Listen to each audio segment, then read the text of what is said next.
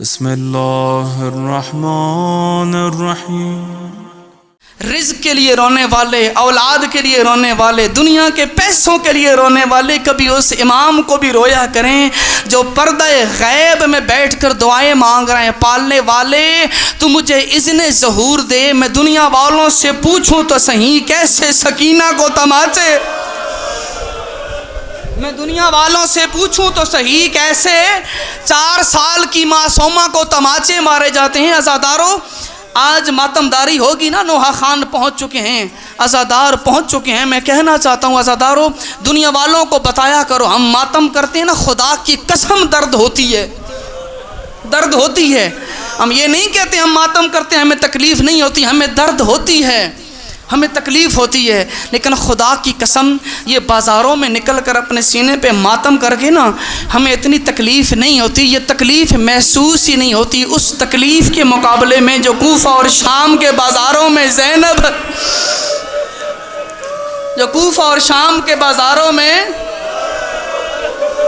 عزاداروں، ایک مقام پہ میرے استاد اور میں اکٹھے ایک مقام پہ کھڑے تھے، صبح کا وقت تھا، ہم ورزش کر رہے تھے۔ عزاداروں، ورزش کرتے ہوئے میں رک گیا، تھک گیا تھا۔ اب دیکھیں، استاد بھی شیعہ تھا، میں شاگرد بھی شیعہ تھا۔ اب دیکھو ورزش ہو رہی ہے، ہماری زندگی کے ہر مقام پہ ہدایت کا ایک نور موجود ہے اگر ہم سمجھیں تو۔ اس استاد نے جب مجھے دیکھا کہ میں آرام سے کھڑا ہوں، اس نے پتھر اٹھا کے مجھے مارا جو اس ہاتھ میں مجھے لگا تھا، اور مجھے اچھی طرح یاد ہے کہ یہاں سے جلد اکھڑ گئی تھی اور خون نکلنا شروع ہوا۔ میرے استاد نے مجھے بلایا، قریب بلا کے مجھے پوچھا کہ میں نے تمہیں پتھر مارا ہے، تمہیں درد تو ہوئی ہوگی؟ میں نے کہا جی سر، آپ نے جب پتھر مارا ہے تو مجھے درد بھی ہوئی ہے، میرا خون میں نکلا ہے۔ اگلا سوال یہ تھا کہ میں نے تجھے پتھر مارا ہے، تو مرد بھی ہے، تو مرد بھی ہے، اور تو کہہ رہا ہے میں نے پتھر کھایا ہے، مجھے درد ہوئی ہے۔ ذرا محسوس کر، جسے کوفہ اور شام والوں نے مارا تھا وہ مرد نہیں، علی کی دہلیز کی پلی ہوئی زینب تھی، دہلیز زہرا پہ پلنے والی زینب تھی۔ عزاداروں، یہی وہ وجہ تھی جب بھی کسی نے سجاد سے پوچھا تھا نا مولا کربلا سے لے کر شام تک اتنی مصیبتیں آئی ہیں، مولا کون سا مقام تھا جس نے آپ کو اتنا رلایا ہے؟ تو آپ کا سجاد رو کے کہتے تھے الشام الشام الشام، ارے ہمیں شام نے رلایا، ہمیں شام نے ستایا، نہ ہوتی شام نہ روتی علی کی بیٹیاں۔ عزاداروں، امام نے کہا پوچھنے والے تجھے بتاؤں، شام میں 7 مصیبتیں ایسی آئی ہیں جنہیں سجاد نے رلایا۔ عزاداروں، وہ مصیبتیں میں لکھ کے لایا ہوں۔ عزاداروں، وہ مصیبتیں کیا تھیں؟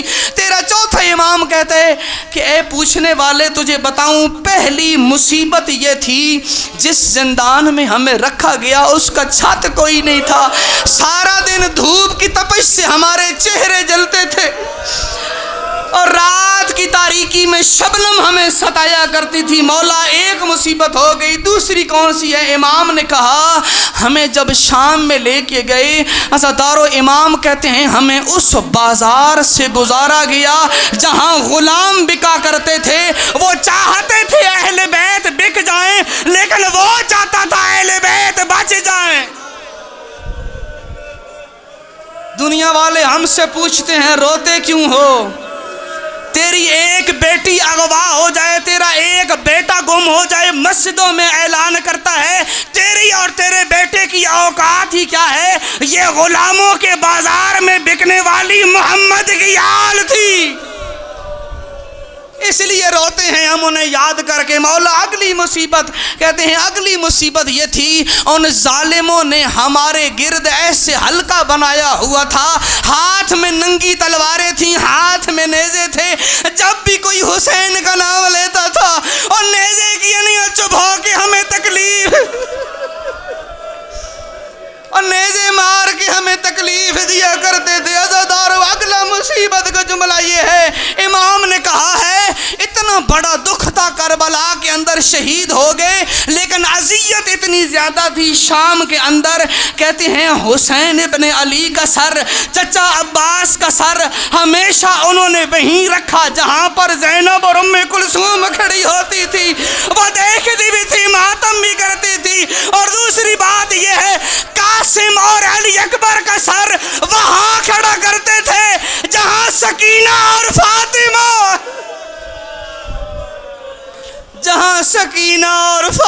کھڑی ہوتی تھی۔ عزادارو، اگلا مصیبت کا جملہ یہ ہے کہ جب ہم بازاروں سے گزر رہے تھے، شام کے لوگوں نے ایسا اعزاز دیا، چھتوں پہ چڑھ گئی عورتیں، اور ہمیں ہر کوئی آگ پھینک رہا تھا، کوئی پتھر پھینک رہا تھا۔ مولا سجاد فرماتے ہیں کسی نے آگ کا انگارہ پھینکا جو میرے امامے میں آ کے لگا۔ عزادارو، اگر امامے میں آگ لگ جائے بجھانے کے لیے ہاتھوں کی ضرورت ہوتی ہے۔ سجاد کہتے میرے ہاتھ بندھے ہوئے تھے، اس انگارے نے میرے امامے کو جلا دیا،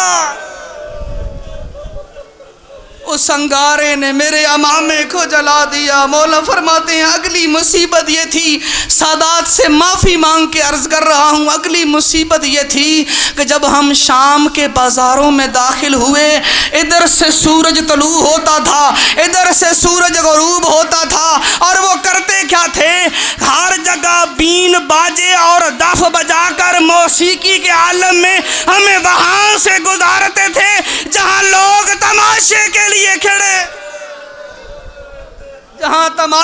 لیے کھڑے ہوتے۔ عزادارو، آخری مصیبت، اور آپ سے اجازت چاہوں، مولا نے کہا میں اس لیے شام شام کہہ کے روتا ہوں۔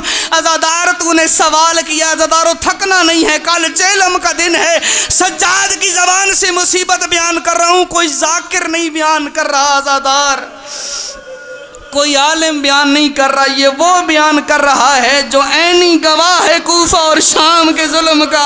امام کہتے ہیں میں اس لیے شام کو یاد کرتا ہوں، ساری سید زادیاں تھیں ایک رسی میں بند، ساری سیدزادیاں ایک رسی میں باندھا دار، آخری مصیبت بیان کرنے لگا ہوں۔ امام فرماتے ہیں وہ وقت آیا جب ہمیں ان بازار کے لے کر گئے جو یہودیوں کا بازار تھا۔ امام کہتے ہیں مصیبت کا عالم یہ تھا، آگے آگے اعلان ہو رہا ہے، پیچھے پیچھے سیدزادیاں ہیں، اور اعلان کرنے والا کہہ رہے ہیں لوگوں، اور جس کے بھی باپ دادا کو علی نے مارا تھا، اور میں علی کی بیٹیاں بازار میں لے آیا ہوں، اور لوگ خیبر کے بدلے لیتے رہے، اور زینب آواز دیتی رہی واہ جا